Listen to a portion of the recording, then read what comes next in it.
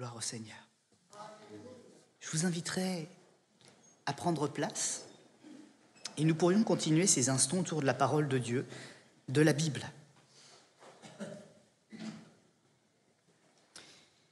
C'est dans le livre des Proverbes, au chapitre 22 et au verset 9, que nous pourrions faire une lecture tous ensemble.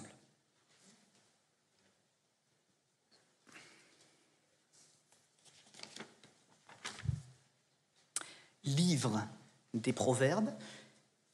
Si vous avez un petit peu de difficulté à trouver ce livre, eh bien, prenez à peu près le centre de la Bible, c'est un tout petit peu après. Et vous serez certainement, en prenant le centre de la Bible dans le livre des Psaumes, eh bien, les Proverbes, c'est le livre juste après. Proverbe numéro 22, et c'est le proverbe numéro 9, le verset numéro 9 que nous pourrions lire ensemble.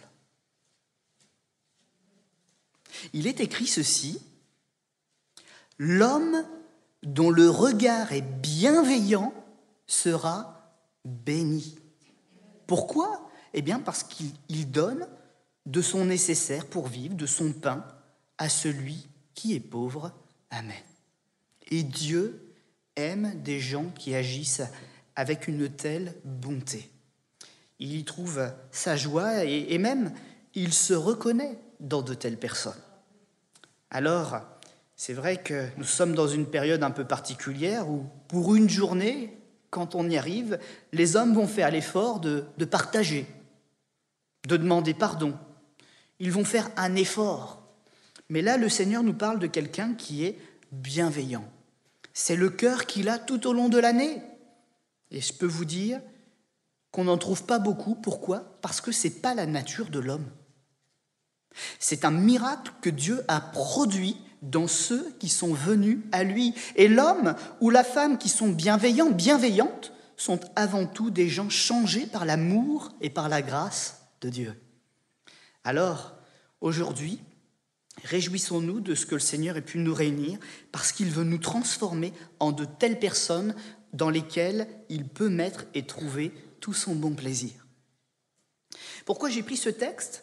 Parce qu'il ne parle pas directement du regard bienveillant de Dieu. Il parle, pour commencer en tout cas, du regard bienveillant que parfois certaines personnes peuvent poser sur nous. Est-ce que vous aimez être avec des gens qui vous veulent du bien ? Je pense quand même qu'on en cherche des gens qui nous veulent du bien. Hein, parce que des gens qui ne nous en veulent pas, là, on en trouve beaucoup. Hein. Et j'aimerais vous parler de ces regards bienveillants ce matin. À chaque instant, on a des yeux ? Oui. À chaque instant, nos yeux captent une multitude d'informations. Et c'est tellement habituel qu'on ne se rend même plus compte de tout. On voit, on emmagasine beaucoup de choses, puis presque instinctivement, on fait aussi le tri entre ce qui nous plaît, ce qui ne nous plaît pas, ce qui est tellement habituel qu'on met un peu de côté. Mais en réalité, il y a une multitude d'informations qui viennent jusqu'à nous. Et en même temps que ces informations sont là, elles nourrissent notre esprit, elles nourrissent notre réflexion, elles nourrissent même nos questions. Et parfois même, on va dormir la nuit, et puis il y a des choses qu'on a vues le jour qui vont revenir la nuit sous forme de rêve, parce que c'est des questions, finalement, on a vu un truc, ça nous a interpellés, sur l'instant, on n'a pas réalisé, mais la question, elle est là, et elle a besoin d'être satisfaite, elle a besoin de trouver une réponse. Une multitude donc d'informations captées par nos yeux, bien sûr par nos autres sens. Et tout en même temps, donc, on va se poser des questions, notamment peut-être aussi celle-ci. Est-ce que l'on me voit vraiment ? C'est une question philosophique celle-là, hein, parce que oui, on voit que j'ai des bras, j'ai des jambes, comment j'étais habillé, avec mon petit défaut vestimentaire, parce que j'avais un bouton qui n'était pas bien mis. Ça, on me voit comme ça. Mais est-ce que finalement, on me voit vraiment pour qui je suis ? Ah, ça vient plus loin que les yeux, là. Hein. Et encore ces questions, et qui sait même si j'existe ? Parce que oui, la personne, je vais la voir, je vais la saluer, peut-être même tous les jours au travail ou à l'école, mais finalement, je ne la connais pas, et quelque part, si elle n'est pas là demain, elle ne me manquera pas. Et ça veut dire que si on voit ça, et si on a ça dans nos relations, nous-mêmes, on peut le ressentir. Est-ce que vraiment, aux yeux des autres, j'existe ? Est-ce que j'ai une importance ? Est-ce que j'ai une valeur ? Vous voyez que nos yeux, ce qu'on met devant, ce n'est pas anodin. Hein. Ça nourrit beaucoup de choses à l'intérieur de nous. L'être humain le sait intellectuellement, il n'est pas seul. D'ailleurs, il est capable, grâce à différents outils, d'estimer le nombre de ses semblables. Et on n'est pas peu nombreux quand même. On avoisine quand même plus ou moins les 7 milliards d'êtres humains. On n'en est pas loin, ou un peu au-dessus, je ne sais pas, mais on est dans ce voisinage-là.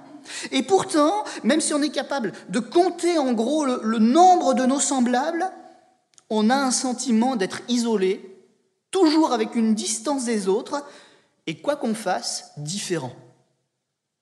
On a toujours ce sentiment de ne pas être comme les autres, qu'il y a une distance qui est là. Et bien souvent, on attend plus que ça de la vie. On en voit beaucoup, mais on en attend tellement plus.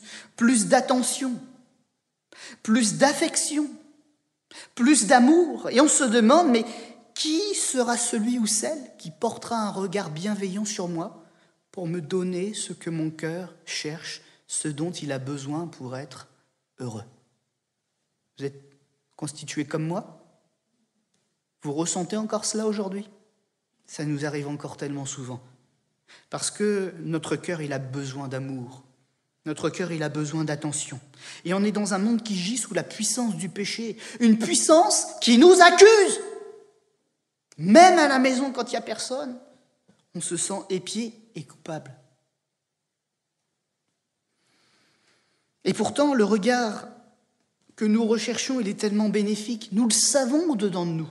Même si je ne vais pas me lever le matin en disant « Ah, j'ai besoin de ce regard parce qu'il produit ça, ça, ça et ça. » Mais qu'est-ce qu'il produit et pourquoi nous l'aimons? Parce que ce regard nous encourage, regard d'amour. Il nous permet d'être sereins à l'intérieur de nous-mêmes, de nous dire que oui, on a un but, on a des personnes à rejoindre. Ça nous aide à trouver la force de grandir, ça nous aide à trouver la force d'avancer.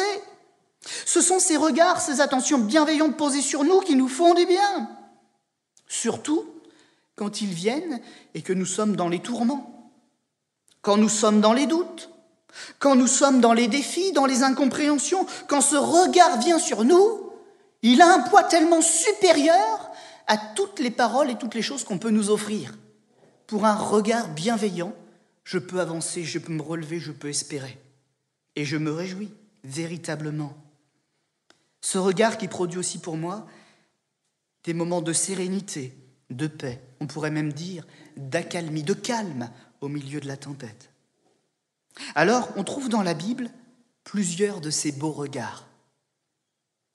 Moi, je me rappelle, l'un des premiers regards de la Bible qui m'a interpellé, c'est celui qui se passe autour d'une naissance. Ce n'est pas la naissance de Jésus, pour le coup, c'est la naissance de Moïse. Parce que souvent, dans les classes d'instruction biblique, là où on parle de la Bible aux plus petits, avec des textes qu'ils comprennent bien, eh bien, on prend, pour parler des enfants, souvent 2 exemples. On va prendre Moïse et on va prendre le petit Samuel. Voyons la bienveillance qui a accompagné ces enfants et les premiers pas dans leur vie. Voilà le premier regard, le regard au-dessus du berceau, comme ça que je l'ai appelé. Et c'est vrai que parfois, le démarrage dans la vie n'est pas le même pour tous. Il y a des gens qui ont véritablement un regard bienveillant au-dessus de leur vie, et puis d'autres, la vie démarre de manière catastrophique. N'empêche que leur vie continue. Ça veut dire qu'au-delà des personnes qui auraient dû porter le premier regard bienveillant, là où il a manqué, d'autres personnes, et certainement un Dieu qui est dans le ciel, continuer de veiller pour nous donner l'occasion de grandir quand même, d'avancer quand même, d'être un adulte, un homme, une femme quand même, de fonder un foyer quand même, et de servir, que notre vie serve à quelque chose de beau quand même. Moïse, l'histoire de ce bébé est une bonne illustration, parce que malgré la cruauté répandue dans son époque, l'esclavage, un boulot pénible, la discrimination. Aujourd'hui, elle n'est pas peut-être sur la couleur de notre peau parce que ça a été beaucoup combattu, ou moins en tout cas. Mais elle va être d'une autre nature. Je l'ai dit parfois dans des prédications comme celle-ci, trop gros, trop grand, trop maigre, les dents bizarres, une oreille différente, pas de cheveux, Ça me rattrape. Discrimination. Oui, on est au milieu d'une masse, mais on se sent constamment jugé. Mais il y a le regard bienveillant qui nous a encouragés, qui nous a murmuré à l'oreille « Mais moi, je t'aime. Ne te décourage pas, avance !» Et là, il y avait une situation difficile pour Moïse. Tous les enfants d'un certain âge, les jeunes garçons, étaient mis à mort. Et il y a eu un regard bienveillant, mais un regard qui n'était pas rassuré, mais ce regard a mis tout son amour pour cet enfant, au-dessus d'un berceau qu'on a dû mettre sur un fleuve. Regard d'une mère, d'un père, impuissant à agir, mais qui voulait trouver une solution quand même. Qui, par amour, n'a pas pu garder l'enfant, mais a dû accepter de mettre un comble à son amour en l'abandonnant pour le sauver. C'est fou de dire que c'est un acte d'amour. Mais c'était pourtant un regard bienveillant. L'enfant, il a grandi sans le comprendre. Où est papa? Où est maman? T'es pas ma vraie maman? T'es pas mon vrai papa? Et c'était de la bienveillance derrière. Parfois même, une personne extérieure va devenir une véritable mère de substitution, un véritable père de substitution. Bienveillance. S'il n'y avait pas un désir de donner de l'amour quelque part, comment cet enfant en aurait-il reçu? Encore une fois, la Bible le dit, l'homme dont le regard est bienveillant sera béni. Et je crois aussi que ce qu'il aura voulu faire par bonté, Dieu le multipliera, le fera fructifier. Moïse, donc, a été sauvé de la mort, étant enfant, en étant placé sur un fleuve, ballotté de droite et de gauche dans un courant puissant. Et comme je le disais, c'est vrai qu'il y a des démarrages de vie qui vont nous marquer. Il y a peut-être aussi un peu plus tard des expériences de vie qui vont nous marquer. Là, on parle d'un enfant, on pourrait le mettre dans le contexte actuel. Passer de famille d'accueil en famille d'accueil, ça c'est un fleuve qui nous ballotte. On pourrait parler d'un enfant en difficulté scolaire. Passer d'une école à une classe machin, à une classe truc, parce que t'as pas le niveau. Difficulté, ballotté, jamais à sa place, jamais satisfait. Où est le regard bienveillant? Pourtant il est là. Je t'assure, il est là, il est discret, il conduit les pas, il t'empêche les écueils, il te permet d'avancer quand même. Mais laisse-lui le temps à ce regard. Et à la main de celui qui te regarde, de t'ouvrir la porte pour te sauver, te sortir des grandes eaux. Aie foi en ton Dieu. C'est vrai qu'avoir foi en homme, c'est risqué. L'homme est failli, même quand il a de belles paroles, même quand il a de belles promesses. Mais lui, Dieu, il veille. Il y a des parents qui peuvent être ballottés. Des gens qui ont eu un démarrage difficile, qui ont grandi, et la vie continue d'être difficile. Eh bien, je leur dirai la même chose. Ayez foi en Dieu. Continuez de placer votre avenir entre ses mains. Ayez foi en lui quand la barque est ballottée, quand l'embarcation va de droite et de gauche. Rappelez-vous que son regard béni est posé sur votre vie. Il y a un psaume, le 102, verset 20. La Bible nous dit « Car Dieu regarde du lieu élevé de sa sainteté.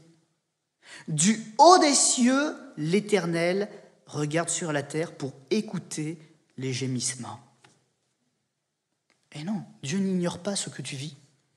Dieu ne s'est pas détourné, mais il est en train de préparer les circonstances favorables qui te permettront de sortir des temps difficiles. Il y a, et la Bible l'affirme, un regard bienveillant posé sur ta vie. Noël, justement, doit nous rappeler que l'espoir et la bienveillance sont encore à notre portée. Elles sont encore une œuvre agissante dans ce monde, une œuvre de Dieu.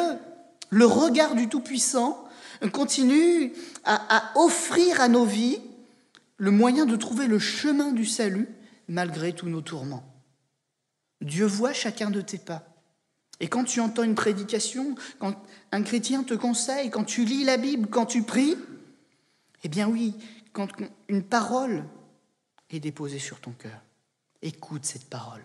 Ne négocie pas avec. Laisse-toi infléchir pour qu'au sein du courant, tu sois bien guidé. et que tu puisses rester sur le chemin. C'est vrai que le chemin peut être difficile à prendre, mais le Seigneur l'a tracé d'avance et il te permettra de sortir de tes difficultés. Et moi, je bénis le Seigneur de ce que ce soit vrai pour les créatures les plus petites et les plus fragiles. Déjà pour les enfants, le Seigneur veille avec cette infinie bonté. Il y a d'autres regards, peut-être, qui parleront plus aux adultes de cet auditoire. Des regards qui nous consolent, des regards qui nous apaisent. Il y a le regard de l'être bien-aimé, le conjoint, le fiancé, le proche, le membre de famille. C'est une personne qui s'est engagée avec nous. Une personne qui a décidé de donner de sa richesse, même de sa personne, de tout partager. Et d'ailleurs, ce que je trouve de merveilleux dans ces relations-là, ces relations familiales, ces relations de foyer, c'est que non seulement on a une personne qui nous partage, mais on a encore une personne qui nous aide à nous reconstruire, une personne qui nous aide à nous relever, une personne qui nous aide même à créer un nouvel avenir ensemble. Bénis soient ceux qui aujourd'hui ont su se montrer de fidèles amis, de fidèles conseillers. Que le Seigneur vous bénisse, qu'il vous donne encore la capacité de continuer d'être cet appui pour les autres au sein de cette difficulté. Soyez véritablement bénis, parce que vous êtes dignes, vous qui agissez ainsi, d'être appelés des bien-aimés du Seigneur lui-même. Il y a les regards bienveillants aussi, je les ai appelés ceux-là, du voyageur étranger qui nous dépanne. Parfois, il arrive qu'il y ait des actes de pure bonté. On est en difficulté, on est au loin, le téléphone ne marche plus, il est bizarre comme il ne marche jamais quand on en a besoin. La voiture est peut-être en panne, et puis il y a une personne qui vient. Elle a un acte de pure bonté. C'est exactement comme cela que se voit Jésus lui-même. Souvent pour lui, souvent plutôt pour nous, il n'est qu'un étranger. La Bible nous en parle comme d'un Samaritain, quelqu'un qui vient de loin, qu'on ne connaît pas, qu'on n'a pas envie de revoir.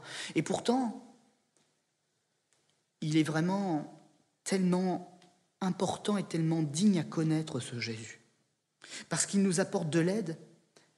Et vous savez ce qu'il demande pour paiement ? Rien. Il se contente de notre reconnaissance si simplement nous la lui accordons.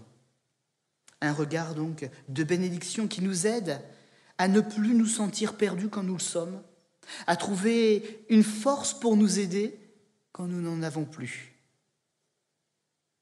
Il y a encore le regard de l'ami, celui qui est le seul de croire en nous, le seul à croire en nous. Ça vous est déjà arrivé, ça ? D'être en train de...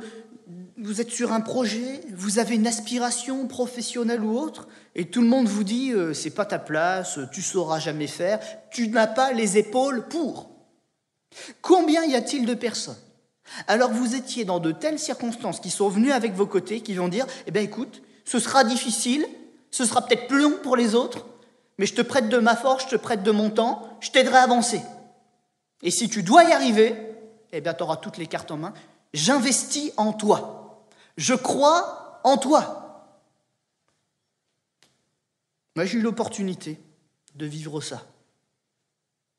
Et je sais que plusieurs parmi nous, nous avons vécu cela. Bénis soient ceux qui regardent leur prochain en croyant que Dieu peut faire quelque chose de leur vie. Barnabas a été chercher Paul. Personne ne croyait en lui. Il avait déjà une étiquette sur le front. Puis il a récupéré Marc. Il lui a fait confiance, alors qu'on disait « il ne sera jamais dans le service de Dieu ». Et puis nous avons aujourd'hui un évangile rédigé par lui. Peut-être qu'il n'y a personne qui croit en toi aujourd'hui. Et peut-être qu'on te l'a clairement dit à de nombreuses reprises. Eh bien, laisse-la les hommes. Choisis Jésus, parce que lui, il croit en toi. Il n'en a pas fini avec toi. Il a des projets pour ta vie. Et si humainement possible, et si humainement parlant, on te dit c'est impossible, tu pourras répondre. Je suis dans un autre projet que le vôtre. Je suis dans le projet de Dieu. C'est lui qui me rend capable de faire. Il me prête sa force, il me prête son amour, il me prête ses encouragements, il me soutient quand j'ai un genou à terre. Il est mon Dieu et il vous le prouvera par ce qu'il fera dans ma vie. Voilà la foi qui glorifie le Seigneur. Et voilà quel ami unique il est pour nous. Il y a encore une autre forme de regard bienveillant. Je n'irai pas plus loin, je ne vais pas en faire toute une énumération trop longue, mais il y a le mécène. Il y a celui qui finalement ne manque de rien, mais il a de l'abondance. Et il voit en vous quelque chose qui n'a peut-être pas encore mûri. Ou il voit dans votre bouche et dans votre comportement quelque chose qu'il a envie d'emmener plus loin. Il sait que vous manquez. Vous avez le talent, mais vous n'avez pas le matériel. Vous avez l'inventivité, mais vous n'avez pas les finances. Vous avez la capacité de faire quelque chose, mais il vous manque d'être placé au bon endroit. Mais j'aimerais vous dire, Jésus veut être votre mécène aujourd'hui. Il veut investir quelque chose pour vous. Il veut vous prendre, faire mûrir votre talent, faire mûrir votre caractère. Il veut faire mûrir quelque chose en vous. Il veut investir en vous. Il veut votre réussite. Voilà le regard de bienveillance qui est posé sur toute créature aujourd'hui. Alors la vraie question qui est là maintenant, c'est est-ce que tu es prêt à croire qu'aujourd'hui, il y a un miracle pour ta vie? Parce que Jésus est en train de le produire.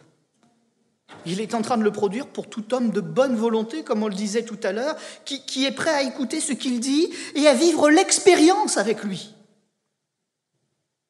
Vous savez, il est Dieu. Il ne manque pas de richesse, il ne manque pas d'amour. La Bible nous dit même que les dimensions de ce qu'il est, de ce qu'il possède, ne peuvent pas se mesurer. Il est le Dieu de la grâce infinie. Alors maintenant, en réalité, il ne manque qu'une chose, et une chose qui est dans notre dimension à nous. Un pas. Un pas dans sa direction. Voilà la mesure qui manque pour prendre la bénédiction ce matin. Parce que la main est tendue, le cadeau est offert, tout a été démontré. C'est ton pas, à la mesure de ton pied, de ta jambe qu'il reste à faire. Alors je vais vous inviter à courber votre front et à prier ce matin. Pour qu'on ne dise pas Noël, jour de joie, seulement, mais qu'on puisse dire Noël, jour de ma joie, jour de ma victoire, jour de mon triomphe, par Jésus qui m'a sauvé. Seigneur notre Dieu, nous lisons la Bible et nous avons par nos yeux une multitude d'informations. Maintenant, je veux autre chose ce matin. Je veux plus que cela.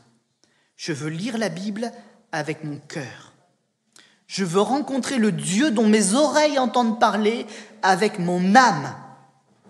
Je ne veux pas entendre parler du miracle des autres.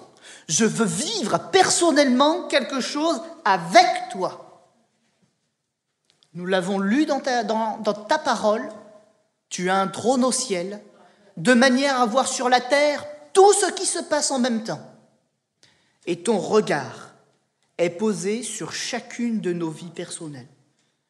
En cet instant, tu nous sondes, tu nous connais, tu sais de quoi nous avons besoin et tu sais quelles sont nos luttes. Mais tu fais aussi une promesse. Tu ne te détournes pas de celui qui vient à toi. Tu donnes à celui qui te demande. Tu ouvres à celui qui frappe à la porte de ton royaume. Et tu lui offres la grâce d'être lavé, d'être purifié, d'être fortifié pour entrer dans ta joie. Que Noël, aujourd'hui, soit notre véritable joie à chacune et à chacun parce que nous aurons franchi avec toi la porte de l'éternité. Amen.